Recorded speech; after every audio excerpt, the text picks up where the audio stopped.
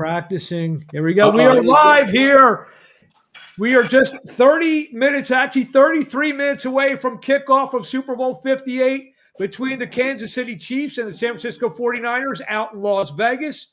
What's going on, Glenn? Not much. Just trying to avoid the cat and the disastrous things that are going to happen with the cat during this video. But not much. Just getting psyched for this game. Should be a good one. I'm watching the pregame show. Obviously, Miss Taylor's there. LeBron's there. Everyone's there. I saw who did I see? I saw P. Diddy. Don't call me Sean Combs. LeBron. He was showing off his Louis Vuitton gear, which means he probably got paid for that. And then, hey, new angles. Look at you. You're getting high tech on me, Weez. From the old days of COVID, where we used to fuzz out every 3 seconds. We're moving on up like the Jeffersons. That's right. Just get ready for the game. I avoided all the pregame stuff. I can't sit around and listen. It's too much. I remember when we were growing up, it was like a 3-hour pregame show. It was all football. It was all X's and O's. Now it's about who's coming in, who's doing this. Justin Bieber's going to be joining Usher on stage at halftime. It's almost like I actually heard some people say that they may make Super Bowl Monday a holiday for schools to be closed. Most of them are. The Diocese of Baltimore closed when the Ravens were in it. Was it last year, a couple of years ago, whatever that was. But no, it is a big deal. It's actually, they should consider it because nobody, especially now with the Swifties, nobody's watching NFL football, Super Bowl.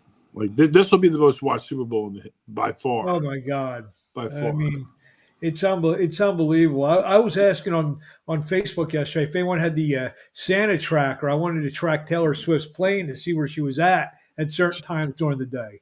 She's already in court for that. Some young kids been tracking her, stalking her. So she's trying to get that shut down. But now today's a simple case of how can you bet against Mahomes and Andy Reid. Boomer Esiason just said every Super Bowl the Patriots were in with Brady and Belichick, he took those two and what were they, 6-2 or something? 6-3, I think. 6-3, but here the way I see this is the Niners can blow out the Chiefs, and then however the Chiefs cannot blow out the Niners. Doesn't mean they can't beat them. So, thus, I pick the Chiefs to win this game 24-23. It'll be a wild game, but the Chiefs will win in the end because the Mahomes factor. Well, you just gave me 27-24 beforehand. So no, I didn't. No, I didn't because that 2-point spread's going to come into play a little bit more. So I know the Chiefs are getting points. It's something wacky's going to happen where that point. I think it might have went to 2.5. You picked 24-23. Yeah, I think that Mahomes. If Mahomes can get the ball last with a chance to win, they win the game. But the Niners could win this game, 42-20. Yeah, it's one. They have that kind of talent on offense.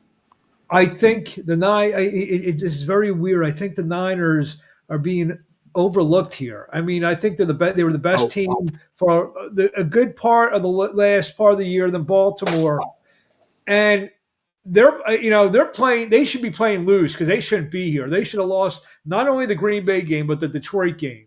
So I think they got their kind of comeuppance a little bit in terms of we got to get on our P's and Q's a little bit here and focus a little bit better. I think and too many people like the Chiefs in this game. It's weird. I want to see the Chiefs, but I think the 49ers can win this game. It's not going to surprise me either way. I think the Chiefs win it in a close game. Last chance field goal, last possession. However, it wouldn't surprise me if it was 42-10, 42-20, something like that. The Chiefs will score because of Mahomes. They're not going to get blanked or anything like that, but it could be a 42-20 runaway. There's the weapons on the 49ers is just crazy. I actually thought you would have some compassion for Purdy being the fellow 7th round draft choice, and you know with anyone what it takes for a guy like him to kind of first make the team, being a 7th round pick, and then, due to injuries, whatever, can work your way up the depth chart. And now here he is starting the Super Bowl. It's wild, but it doesn't happen unless you can play. So I think Shanahan knew this kid could play right away. It's just a matter of when his time came, and everybody waits. It doesn't hurt to wait. But nobody thought this was coming. Nobody thought you'd get this kind of quality play this quick, and he's super fast in the pocket, and he gets out of there. He doesn't sprint. He's not going to run for a lot of yards, but he has what I call Messi quickness. Lionel Messi, for the soccer player, you watch him. He's fast, and he's got these tiny little steps that get him moving so quick that it's perfect to move in small spaces. So he doesn't get sacked a lot. So then he's just super smart in terms of processing all those weapons he has. And if they run the ball, which I don't think is their plan, because you don't want to get into a time of possession game with the Chiefs and have Mahomes get the ball at the end of the game, blah, blah, blah, game over. You want to open it up. If you're the 49ers, you want to open it up. Let this kid throw it 40 times. You want to run the ball. You want McCaffrey to get the ball, but let him go. He's got all the weapons. Let the dogs go. Let them hunt. It might say 40 attempts on the stat sheet, but a lot of that stuff are going to be little swing passes to McCaffrey, which are basically elongated runs. You know what I mean? So it might be like 25, 30 pass attempts with a bunch of swing passes out to McCaffrey. Yeah, and they do it. They move them around so well. It's hard to keep track of them. And then here comes Ayuk and Kittle and all the other ones that are just going to kill you. So they do things that are unorthodox in terms of the way the old game used to work. They'll run a guy out in the flat, just sit him. They'll just keep him there, and then the quarterback always has an easy out, which is why it's been easier for Purdy to mature. You got an offensive coordinator and an offensive coach that know what they're doing and how to get quarterbacks to get completions to move up and down the field. And then Shanahan, and you mentioned the old school kind of way of playing. Shanahan, being a disciple of his dad, who was, one of the last great coaches of that era, of the kind of old school kind of era. He kind of bridged, his version of the West Coast offense into, obviously his son, what he does. So they disguise the running. Their running game isn't that complex. It's just their motion package is complex. So they're running the same plays over and over again. They're just disguising the way they're doing it, which is it's hard to do. But when you run, and what they do so well, which a lot of teams have obviously gotten away from, is having that fullback in the backfield on occasion where you have to account for them, and then they come at you, they hit you in the nose with downhill runs and McCaffrey coming at you, and now you're playing old school grinded out football, north and south football, as opposed to all this RPO stuff, which just gets so burdensome, in my opinion, and it could wreck a kid. But it takes special quarterbacks to do all that RPO stuff, and these two guys are very good at it. So there you have it. You see the picks. I got 24-20 San Francisco. Glenn goes 24-23 Chiefs. What's on the menu at the Foley House for the game? Oh no, we went. I just woke up from a nap. I don't go through any of that stuff. I'm 53.